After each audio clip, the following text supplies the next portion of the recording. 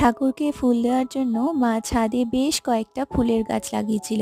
মা একাই নিজের হাতে খুব ভালোভাবে গাছগুলোকে যত্ন করে, কিন্তু 10 দিন বাড়িতে না থাকায় গাছে ফুল ফুটেছিল অনেক, কিন্তু ছাদের অবস্থা খুবই খারাপ ছিল। পরের দিন সকালেই যদিও ছাদটা পুরো পরিষ্কার করে ফেলেছে। আর এই যে আমাদের গন্ধরাজ লেবু গাছে একটা ছোট্ট কুড়ি এসেছে।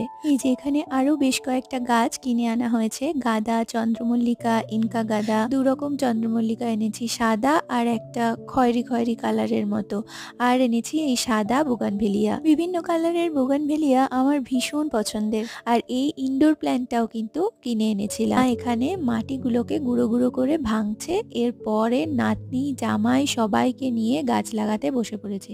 এখানে চলছে মাটির সাথে বিভিন্ন সারের মিক্সিং।